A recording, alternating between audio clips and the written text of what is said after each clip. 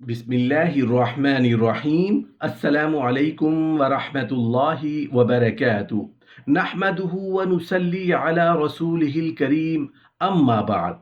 अबू जहल की मौत कैसे हुई? अबू जहल की लाश का अंजाम, अबू जहल की कब्र, अबू जहल का वाकया। जंग बदर शुरू होने से पहले मक्का से रवाना होते वक्त मुशरिकीन मक्का ने काबा के पर्दे को पकड़कर दुआ की थी कि खुदाया दोनों फरीकों में से जो बेहतर है उसको फतह अता फरमा। और अबू जहल ने खास तौर पर यह कहा था, खुदाया हम में से जो बरसरे हक हो उसे तू फतह मंदी अता फरमा, और जो बरसरे जुल्म और सिला रहमी का कता करने वाला हो उसे रुसवा कर दे। चुनाचे अल्लाह ताला ने उसकी मुंह मांगी मुराद हर्फ ब हर्फ पूरी फरमा दी और फैसला करके बता दिया कि कौन हक पर है और कौन नाहक है।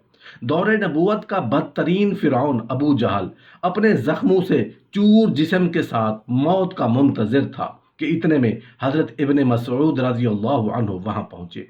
आपने उसे दाढ़ी से पकड़ा और गर्दन पर पांव रखकर इतने जोर से दबाया तो मलून की आंखें फट पड़ी। कहा, ऐ दुश्मन खुदा, तू फिरौन से भी बदतर है। अबू जहल की जुबान खींची चली आयती थी मगर फिर भी तमस्खर उड़ाने से बाज ना आया।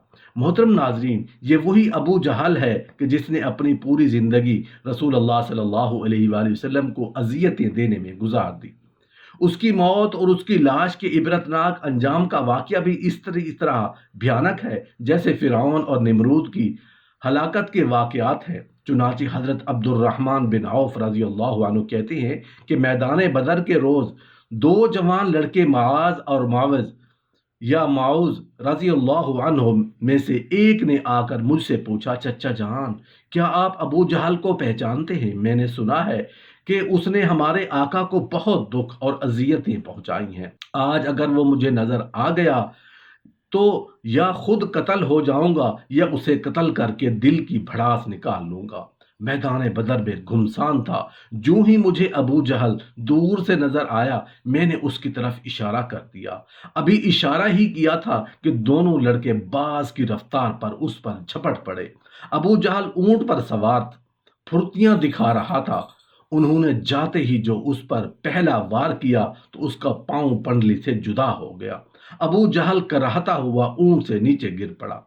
हजरत माज फरमाते हैं, अबू जहल का बेटा अकरमा जो उस वक्त ये मंजर देख रहा था उसने बढ़कर एक वार किया जो मेरे बाजू पर लगा, जिससे मेरा बाजू कटकर जिस्म के साथ लटकने लगा। मैं इसी तरह लटकते हुए बाजू से लड़ता रहा हत्ता कि जब उस बाजू ने मुझे तंग किया तो मैंने उसे अपनी टांग में दबाकर खींचा और जिस्म से अलग कर दिया।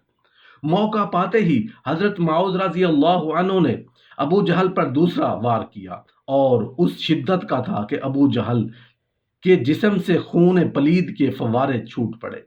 अबू जहल को उस वक्त हालत में देखा, समझा कि मलून अपने अंजाम को पहुंच चुका और दोनों बारगाह रिसालत माब सल्लल्लाहु अलैहि वसल्लम में हाजिर हुए और तमाम मार का अर्ज किया।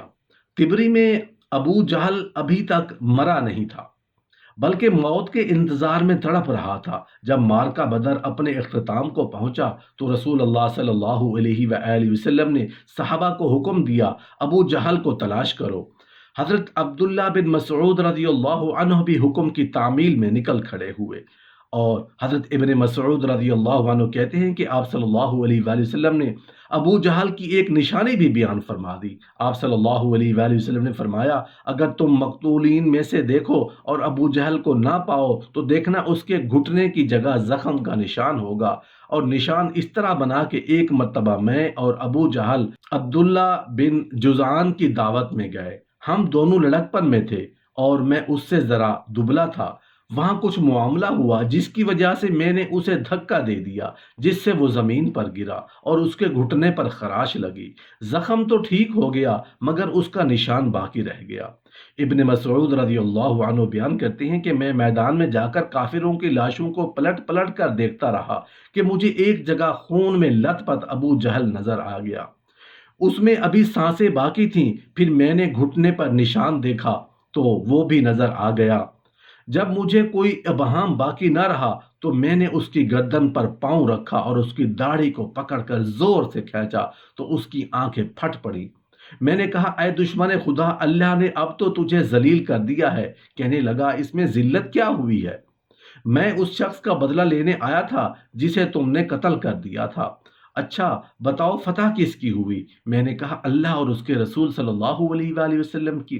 پھر کہنے لگا اے ابن مسعود، اے بھیڑوں کو چرانے والے، تو بہت اونچی جگہ چڑھا ہے۔ دوسرا قول یہ ہے کہ حضرت عبداللہ بن مسعود نے کہا اے ابو جہل، تیرا قاتل میں ہوں؟ کہنے لگا نہیں، تجھ سے پہلے غلاموں نے اپنے آقا کو قتل کیا ہے۔ اور قول یہ بھی ہے کہ جب ابن مسعود رضی اللہ عنہ اس کے سینے پر چڑھ بیٹھے تو آپ نے کہا اے دشمن خدا، تو فرعون سے بھی بدتر ہے، کیونکہ اس نے غرق ہوتے وقت ہی کم از کم اپنے ناپسندیدہ کردار کا اعتراف کرتے ہوئے انصاف سے کام لیا تھا۔ تیرا بھی وہی حال ہے، پھر بھی تو اس حالت میں گمراہی اور ضلالت پر اصرار کرتا ہے۔ اس کے جواب میں وہ ملعون کہنے لگا تم اپنے آقا سے کہہ دو اے محمد صلی اللہ علیہ وآلہ وسلم، میں اس دنیا سے رخصت ہو رہا ہوں اور میرا تجھ سے بڑھ کر کوئی دشمن نہیں ہے۔ یہ سننا تھا کہ آپ نے اسی کی تلوار سے اس کا سر تن سے جدا کر دیا۔ آپ نے اس کا سر اٹھایا اور تاجدار رسالت رسول صلی اللہ علیہ وآلہ وسلم کے سامنے لا کر پٹخ دیا اور کہا یا رسول اللہ صلی اللہ علیہ وآلہ وسلم، یہ رہا ابو جہل کا سر۔ پیارے آقا رسول اللہ صلی اللہ علیہ وآلہ وسلم نے فرمایا کیا قسم ہے اس ذات کی جس کے سوا کوئی اور معبود نہیں، یہ اسی کا سر ہے۔ آپ کا یوں فرمانا اظہار تشکر سے تھا، وگرنہ آپ صلی اللہ علیہ وآلہ وسلم اس ملعون کو بخوبی جانتے تھے۔ ابن مسعود نے عرض کیا واللہ یہ وہی ہے۔ اس پر آپ صلی اللہ علیہ وآلہ وسلم اٹھے اور اس کے سر کے پاس جا کھڑے ہوئے اور خوب غور سے دیکھ کر فرمایا یہ شخص اس امت کا فرعون ہے۔ اللہ کا شکر ہے کہ ایک دشمن دین ہلاک ہوا۔ ایک دوسری روایت میں ہے کہ سجدہ شکر ادا فرمایا اور ایک روایت میں ہے کہ نماز شکرانہ ادا فرمائی۔ اس کے بعد آپ صلی اللہ علیہ وآلہ وسلم نے حکم دیا کہ ان کو فلاں کنویں میں ڈال دیا جائے۔ چنانچہ صحابہ کرام نے سرداران قریش کو ٹانگوں سے گھسیٹ گھسیٹ کر کنویں میں ڈال دیا، اور اسی طرح ابو جہل کے سر کو اور اس کی سر کٹی لاش کو بھی ٹانگ سے گھسیٹ کر کنویں میں ڈالا گیا۔ یوں 24 سرداران قریش کو اس کنویں میں پھینکا گیا۔ اس کے بعد آپ صلی اللہ علیہ وآلہ وسلم نے مزید 3 روز بدر میں قیام فرمایا، اور جب وہاں سے روانہ ہوئے تو اس کنویں پر گئے جہاں کفار مکہ کی لاشیں پھینکی گئی تھی۔ حضرت عائشہ صدیقہ رضی اللہ عنہا سے مروی ہے کہ آپ صلی اللہ علیہ وآلہ وسلم نے وہاں کھڑے ہو کر فرمایا اے کنویں والو، کیا تم نے اس وعدے کو جو اللہ نے تم سے کیا تھا ٹھیک پایا؟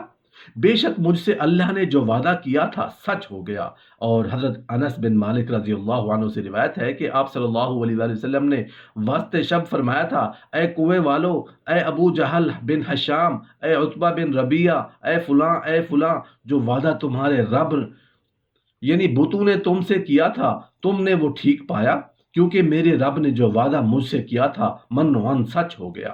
اس پر صحابہ نے یا حضرت عمر رضی اللہ عنہ نے پوچھا یا رسول اللہ صلی اللہ علیہ وسلم، آپ صلی اللہ علیہ وآلہ وسلم بے روح جسموں کے ساتھ باتیں کرتے ہیں؟ تو آپ صلی اللہ علیہ وآلہ وسلم نے فرمایا جو بات میں کہتا ہوں اسے تم ان سے کچھ زیادہ نہیں، البتہ ان میں جواب دینے کی استطاعت نہیں ہے۔ اور امام طبری نقل کرتے ہیں کہ محمد بن اسحاق کہتے ہیں کہ بعض علماء نے یہ بات بیان کی ہے کہ جس روز آپ صلی اللہ علیہ وآلہ وسلم نے گفتگو کی، آپ نے فرمایا اے کنویں والو، تم نبی کے اہل خاندان ہو کر اپنے نبی کے حق میں بدترین خاندان تھے۔